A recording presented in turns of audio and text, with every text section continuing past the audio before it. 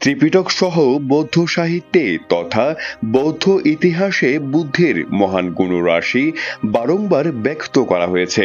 বুদ্ধের সমকালীন এবং তৎপরবর্তী সময়েও ক্ষমা ও উদারতা গুণে মানব ইতিহাসে বুদ্ধের মহত্ব যুগ যুগ ধরে আপামর মানব জাতিকে আকর্ষণ করে চলেছে।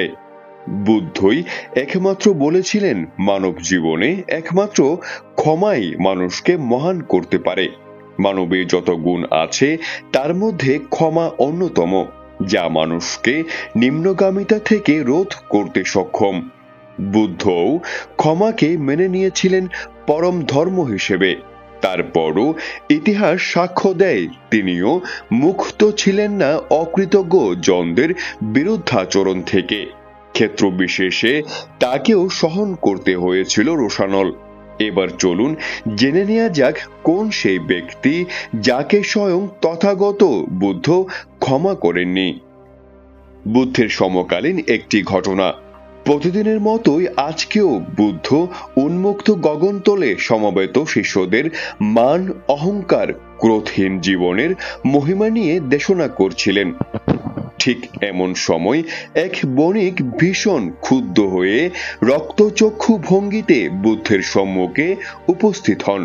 সমবেত সবাইকে উপেক্ষা করে ক্ষুব্ধ বণিক কর্কশ গলায় বুদ্ধকে প্রশ্ন করলেন যে কেন প্রতিদিন সময় নষ্ট করে এত এত লোকগুলোকে তিনি এখানে বসিয়ে রাখেন। সবাই এভাবে সময় নষ্ট না করে যদি পারিবারিক বা ব্যবসায় মনোযোগী হয় তাহলে সমাজ আরো দ্বিগুণ লাভবান হবে। তিনি আরো বলেন, দিনের পর দিন বুদ্ধের এমন কাণ্ড দেখতে দেখতে তিনি অতিষ্ঠ হয়ে পড়েছেন। এরপর মনে মনে স্থির করেন বুদ্ধকে এর সমুচিত শিক্ষা দেবেন। অতঃপর বণিক এভাবেই বিক্ষিপ্ত বাক্য ব্যয় করতে করতে বুদ্ধের সম্মুখে এগিয়ে যেতে থাকে। যতই বুদ্ধের দিকে অগ্রসর হচ্ছে ততই তার ক্রোধ শক্তি বৃদ্ধি হতে লাগলো। এতটাই ক্রোধবান হলেন তার চিন্তা শক্তি বিচারবোধ হ্রাস হতে থাকলো। এক সময় কথা বলার চৈতন্যটুকুও লোপ হয়ে যায়। পরে আর কোনো উপায়ান্তর না পেয়ে তিনি বুদ্ধকে থুতু ছুঁড়ে দেন। ঠিক ওই মুহূর্তে বুদ্ধের প্রতিক্রিয়া ছিল আশ্চর্য রকমের শান্ত। তিনি বণিকের দিকে তাকিয়ে মৃদু হাসলেন। শান্ত সৌম্য তথাগতকে দেখে মনে হচ্ছিল ওই রকম কিছুই ঘটেনি। উপস্থিত শিষ্যদের অনেকেই সাথে সাথে বণিকের উপর মারাত্মক চটে যান, কিন্তু বুদ্ধের উপস্থিতিতে কেউ তার উপর বিরূপ আচরণ করতে পারেনি। অতঃপর প্রতিকূল পরিস্থিতি এবং বুদ্ধের এমন নির্বিকারতা দেখে বণিক সে স্থান ত্যাগ করতে বাধ্য হন।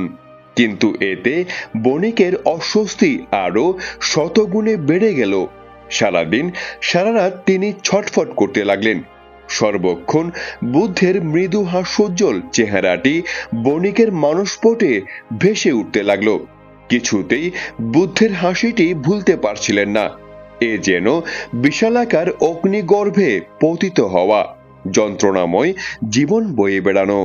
অতঃপর আর কোনো উপায়ান্তর না পেয়ে সকাল হতে না হতেই পরের দিন আবারও বুদ্ধের কাছে উপস্থিত হলেন। লজ্জা লজ্জা ভঙ্গিতে সমবেত সবার মাঝে বুদ্ধকে করুণ গলায় বলেন, ভান্তে তথাগত, আমি অন্যায় করেছি, আমাকে ক্ষমা করুন, আমাকে ক্ষমা করে স্বস্তি দিন। আমি আর বহন করতে পারছি না এই আত্মদহন। কিন্তু উপস্থিত সবাইকে স্তম্ভিত করে দিয়ে বুদ্ধ বণিককে বললেন তিনি ক্ষমা করতে পারছেন না।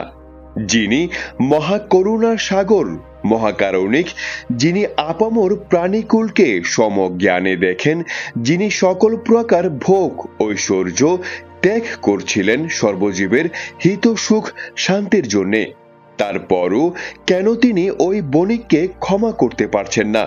এর কারণ জানতে সমবেত সকলে উৎসুক হয়ে পড়েন। অতঃপর বুদ্ধ বললেন, এই ব্যক্তি এমন কিছুই করেনি যার জন্য তাকে ক্ষমা করতে হবে। এমন কোনো অপরাধও আমি দেখছি না তার। কি হেতুতে তাকে ক্ষমা করব? বুদ্ধের এমন উত্তরে বণিক অবাক হলেন। আশ্চর্যিত হয়ে জিজ্ঞাসা করেন, গতকাল যে আমি নানা গালিগালি করে আপনার মুখে থুতু মেরেছিলাম, সেটা কি অন্যায় নয়? উত্তরে বুদ্ধ বললেন, না, গতকাল যে ব্যক্তিটি ওই কাজটি করেছিল সেই আর নেই, সেই অন্য। এখন যিনি আমার সামনে দাঁড়িয়ে আছেন তিনি অন্য। গতকালের ব্যক্তিটির সাথে বর্তমানের ব্যক্তিটির কোনো মিল নেই। বুদ্ধের এমন বিচারবোধ এবং মহত্ত্ব দেখে সমবেত সকলে হতবাক হলেন। মানব জীবনে ক্রোধ যে সবচেয়ে বর্জনীয় একটি রিপু, সে কথাটিও বুদ্ধ বুঝিয়ে দেন উপস্থিত সবাইকে। যে কোনো মানুষের জীবনে সবচাইতে বড় শত্রুগুলোর মধ্যে অন্যতম হলো ক্রোধ।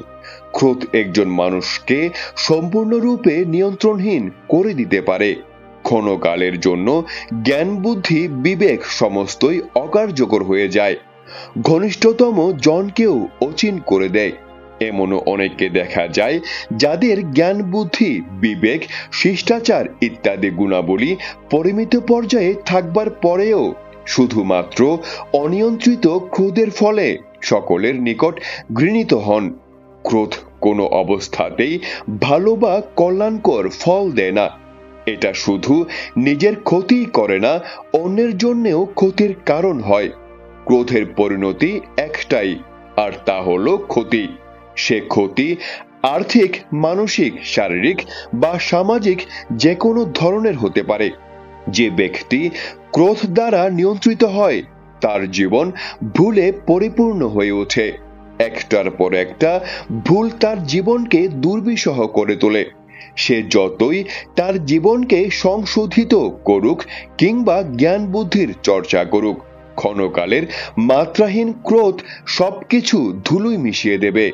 তাই ক্রোধ বর্জন করে বুদ্ধের আদর্শ ধর্মচর্চা করতে পারলে তবে এই জীবনে সার্থকতা আসবে।